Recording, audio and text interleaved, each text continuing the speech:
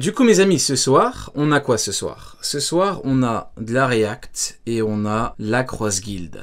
Sauf que, entre temps, il y a un petit drama. C'est le Mont Corvo. Il y a eu des clips où il attaque Oda. Il attaque Oda. Il dit qu'il est pas content. Il dit ouais, Oda il fait ça pour vendre des figurines et tout. Et moi, honnêtement, on m'a demandé de réagir au truc, mais je vous promets, je vais pas le faire parce qu'ils se font chier dessus depuis 3 jours. Ça fait 3 jours ils se font chier dessus. Est-ce que moi je vais venir regarder, réagir en mode ouais, mais t'as dit ça, il faut pas dire ça. En vrai, de vrai, ça fait 3 jours tu te fais chier dessus. Je vais pas, vous voyez, je suis pas du genre à... Non, maintenant, on va pouvoir faire comme d'habitude et React la review. À mon avis, il sera plus calme que dans le live parce que faut se rendre compte de quelque chose. Mais il y a des gens, quand ils sont en live, ils ont une fâcheuse tendance, comment je pourrais dire ça? Pas à se chier dessus, exagérer vis-à-vis du fait qu'ils sont justement en live, vous voyez? Et du coup, il y en a en live, ils ont des mots qui parfois dépassent leurs pensées, ils exagèrent, donc il faut savoir doser. Faut savoir doser, donc moi je pense qu'il a pas dosé, après je lui jette pas la pierre, je suis pas son daron, je suis pas éducateur non plus, c'est comme ça que moi j'interprète les événements. Voilà, donc moi je pense qu'il est en live et puis il a déconné et que malheureusement 2025 ça va vite, tu dis un truc comme ça, forcément tu te fais clipper, ça va vite, après les gens ils te sautent dessus quoi. Donc voilà, moi je suis pas là en mode je vais lui sauter dessus parce que parce qu'il a dit un truc qui me plaît pas, plutôt React, la review, pour le coup une review c'est préparé et tout, donc t'es pas dans la même optique. S'il dit la même chose, je répondrai en fonction de ce que je vois. Voilà. Après, tu vois, après, il y en a qui peuvent être d'accord. Il n'y a pas de problème. Mais écoute, de ce que j'ai entendu, moi, je suis pas du tout d'accord. Après, écoute, si toi t'es d'accord, c'est bien pour toi. J'ai même envie de prendre des votes, mais prendre que des gens qui sont d'accord pour justement faire le truc, vu que je vais pas réagir à son truc. Si on a quelques-uns qui sont d'accord, moi, je veux bien que vous veniez m'expliquer pourquoi en live et que je vous réponde du coup. Ça peut être sympa. Et on peut faire ce truc-là. C'est un clip, je préfère regarder la vidéo. Et écoutez, sur ces quelques mots, on va dire, je devais quand même le dire, vu que je sais très bien appeler. Ils vont me dire, ouais, réagis. Ça fait 3 jours que tu te fais chier dessus, je vais pas, moi, rajouter. Je vais pas être au bout de la foule et jeter une autre pierre. Non, n'exagérons pas. Sur ce, on va pouvoir démarrer la vidéo. Hop. Attendez, je vais la préparer. Après oui, c'est d'actualité, oui, je suis d'accord. C'est d'actualité, oui, je suis d'accord, mais bon. On va démarrer avec la vidéo et après Cross Guild, comme d'habitude. Quand je viens de me rendre compte, c'est quoi ce bordel? 40 minutes 40 minutes Combien? Oh, misère de misère. C'est parti, on va pouvoir démarrer. Hop. Ok. Allez, let's go. C'est parti, on y va pour pouvoir qui change One Piece pour toujours. On y va. Je peux le dire sans transpirer, il y aura un avant et un après chapitre 1150 de One Piece. Domi Reversi. À partir de maintenant, il y a dans Grand Line des dieux et des démons. Si l'apparition de Nika sur Onigashima et la découverte du Hito no Mi, pouvoir de l'imagination, pouvait déstabiliser bon nombre de lecteurs, nous avons aujourd'hui son antithèse, le diable en personne. En tout cas, j'ai hâte de voir si effectivement il va dire les mêmes propos qu'en live, et là pour le coup ça peut être intéressant, voilà. Qui va nous présenter des pouvoirs tellement dévastateurs qu'à lui seul, il peut prendre le contrôle non pas de toute une nation, mais de la nation la plus forte du monde. En Bluetooth. C'est sûr et certain, on arrive à la limite du power scaling d'Eiichiro Oda. Ici, on a l'être le plus puissant du monde avec Monkey D. Luffy. On a les 2 pouvoirs absurdes du manga capables de absolument tout faire. Cela implique donc que nous avons les 2 figures divines du manga qui vont s'affronter à la fin, ce qui nous rappelle la fresque de l'arbre d'Adam avec un ennemi commun. Si nous avions des pirates surpuissants... oui, dans la fresque, c'est écrit le dieu de la forêt envoya ses démons. Il y en a qui font les choquer quand après t'as un personnage qui dit je suis Dieu et qui ramène des démons. Et pourtant quand il y avait la fresque, tout le monde validait, tout le monde disait waouh incroyable, Eiichiro Oda à son prime. Ouais il y a aussi des lignes en fait, faut lire, faut pas regarder et encore, tu regardes que les images, t'as un gros démon. Au bout d'un moment les frérots, faudrait peut-être pas prendre les gens pour des cons. En corsaire, des empereurs, des amiraux de la marine. Aujourd'hui, nous avons carrément une divinité. Et le seul moyen de l'affronter, ça va être de s'unir tous ensemble. Et donc, de créer une guerre mondiale contre le gouvernement. Après oui, si tu croyais que le dieu de la forêt c'était Aramaki, si tu croyais... Si tu croyais, hein, que Aramaki il avait mangé le fruit du dieu de la forêt et que ça s'arrêtait à ça, oui, ça rage déjà. Ah, je te jure que non, je suis extrêmement calme. Ah non, quand je vais m'énerver ou rager, hein, là, je te le ferai savoir. Et là, tu verras la différence. Mais alors là, pour l'instant... contre Imu Nerona. Imu est le diable de One Piece et qui a mangé le Akuma no Mi, le fruit du démon. Elle serait la toute première personne à avoir fait un véritable... Pourquoi vous dites c'est par rapport à la vie? Comment ça c'est parce qu'ils ont dit qu'ils aimaient pas les... Ouais, ils ont dit on s'en fout du diable alors qu'ils ont dit que Imu c'est le diable. Oui.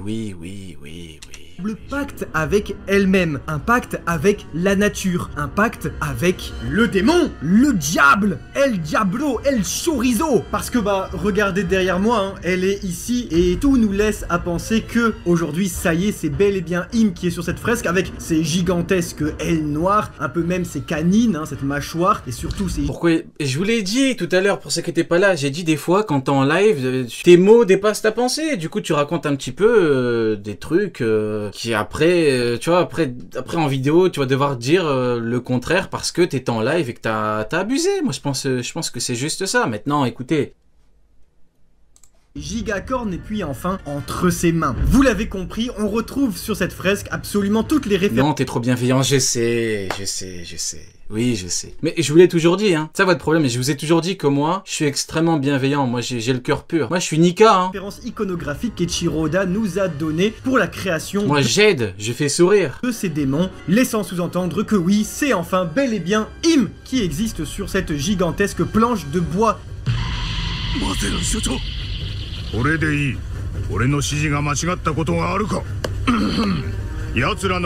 À part pour le père de Kuma, oui, effectivement. Mais après, le père de Kuma, c'est différent. En parlant d'iconographie satanique, on peut retrouver ces éléments... Ah, iconographie satanique. Ah, vous imaginez, hein? Vous imaginez? Iconographie satanique, Satan, le diable. Il y a des années, moi je disais juste... Écoutez, je disais juste démon. Pas démoniaque, hein, juste démon. On dirait que j'avais insulté l'arrière-grand-mère de tout le monde. Je disais démon, c'était la fin du monde. Ah maintenant, y a que ça. Hein. Ah maintenant, il y en a partout. Ce qui n'est pas pour me déplaire. Hein. C'est la suite logique des événements. Le démonio. C'est ça, c'est One Piece. De Robin, mais aussi... Et je me rappelle, il fut un temps où, effectivement, c'était... le fruit du démon de Stussy. Mais là où ça devient très intéressant, c'est chez Impel Down. Véritable enfer sous-marin, et Eiichiro Oda, à l'époque, avait déjà donné tout le registre, le champ lexical des démons à sa prison, et surtout ses geôliers. En commençant par Sadi, véritable démon avec sa fourche, mais surtout avec Saldès, qui lui a aussi une fourche, a des cornes sous son chapeau, mais surtout qui possède des ailes de démon dans le dos, tout comme Hannibal, et enfin le directeur Magellan. Les trois possèdent des ailes. Ils ont des ailes de démon. Cependant, c'est avec le flashback de Shiryu de la pluie qu'on découvre qu'en fait tout cela n'est qu'esthétique. Oh la malveillance. Car Shiryu avait des ailes lorsqu'il travaillait sur Impel Down et les a enlevées. Oh le sourire. Oh le diable. Le Grinch. Lorsqu'il est devenu pirate. Également, lors de son combat contre Luffy, Magellan s'arrache les cornes. Ce qui prouve bien que donc tout cela n'est qu'un costume pour travailler sur Impel Down.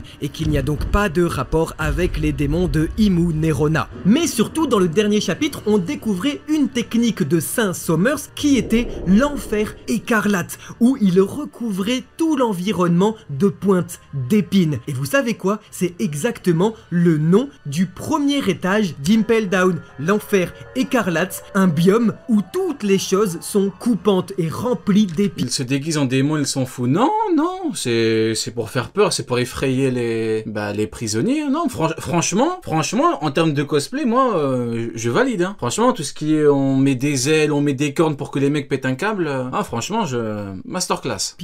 Et ce que, alors, Impel Down n'aurait pas été forgé par les chevaliers divins et les... T'imagines, tu vas ton premier jour de taf, on te donne des cornes, des ailes de diable, une queue de diable, on te donne un trident.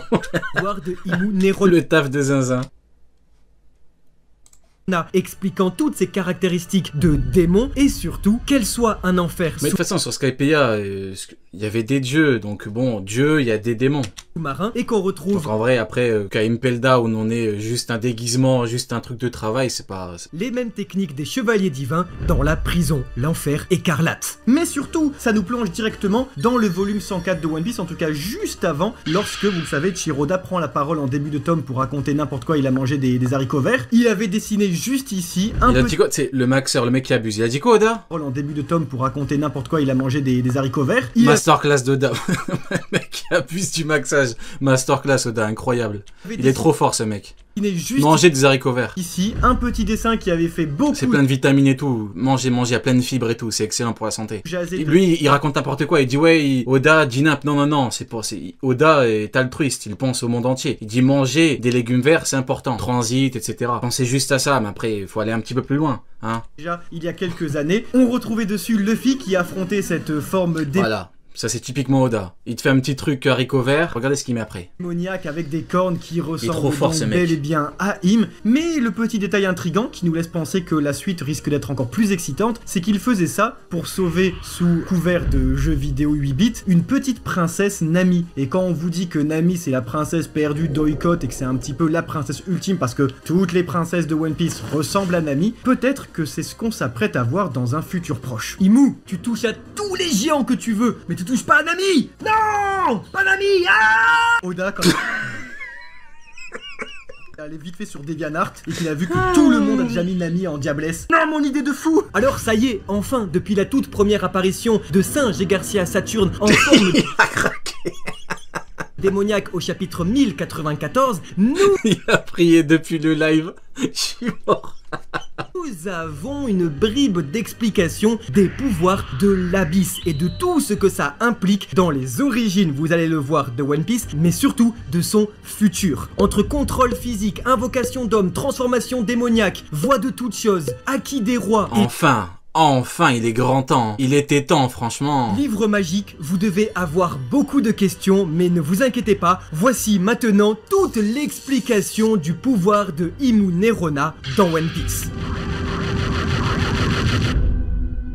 La première question que l'on peut se poser est: est-ce qu'il s'agit d'un fruit du démon ou d'un nouveau pouvoir inconnu de magie noire? Pour répondre à cela, il suffit de demander à l'homme le plus intelligent au monde, qui, au chapitre 1095, en voyant la forme démoniaque de Singe et Garcia Saturne, s'exprimait déjà sur le sujet. Si il ne s'agit pas d'une technologie, alors il doit forcément s'agir d'un fruit du démon. Plus tard, c'est sur Elbaf, au chapitre 1145, que Jinbei disait exactement la même chose. Dans ce monde, quand il se passe un truc bizarre, la première explication, c'est toujours un fruit du démon. Merci Bix. Ce qui nous conforte donc dans l'idée que Imu a bel et bien le Akuma no Mi, ou bien, en opposition à Luffy, le Hito Hito no Mi, modèle Akuma. Les pouvoirs de Imu Nerona semblent se décliner en trois parties distinctes. Premièrement, l'utilisation de l'Abysse, son cercle d'invocation. Deuxièmement, le don de pouvoir démoniaque. Et troisièmement, sa propre transformation physique. En effet, grâce à ses sauts, Imu semble pouvoir premièrement invoquer toutes choses comme des armes à feu et même des canons, observables juste ici. Oui, je veux bien, on me dit dans le chapitre, il y a des trucs que j'aime pas et tout, mais de vous à moi, voir Imu qui dégaine une lame qui plante le bras d'un géant, Imu qui dégaine un canon et qui détruit son bras. Mais je trouve que c'est tellement Oda, ça c'est tellement One Piece, je sais pas comment on peut ne pas aimer. Honnêtement, de vous à moi, je comprends pas comment on peut pas aimer. C'est One Piece en fait, tu te dis c'est un démon directement, pouvoir démoniaque de ouf. Non, on démarre avec les bases. Un couteau, je te plante, un canon, je te tire dessus. Formidable. Elle peut également invoquer un livre démoniaque qui lui-même peut invoquer des armes. En échange d'une partie de leur espérance de vie, Imu peut également, avec l'Abysse, transformer des êtres humains en démons et leur offrir le pouvoir de régénération comme d'immortalité. C'est le Domi Reversi, pacte avec le diable. De ce fait, si elle permet à ses sujets de pouvoir faire tout ce qu'ils souhaitent, elle possède dorénavant droit de vie et de mort sur eux. Toujours grâce à ces mêmes sauts, Imu permet aussi à ses sujets transformés de se téléporter et de téléporter leurs coéquipiers via un cercle d'invocation. Du côté physique, Imu semble pouvoir prendre le contrôle de ses sujets à n'importe quel moment comme un réceptacle charnel même à distance et peut communiquer avec eux grâce à la voix de toute chose tout en observant à travers leur regard. Également, elle possède une autre forme démoniaque, une transformation toujours gardée secrète par le mangaka, mais visible en silhouette lors de l'assassinat du roi Cobra. Grâce à sa queue en pointe, Imu Nerona possède une puissance écrasante capable de mettre hors d'état de nuire en un seul c'est notamment avec la queue de diable que tout le monde disait que Imu c'était le diable, hein. C'est depuis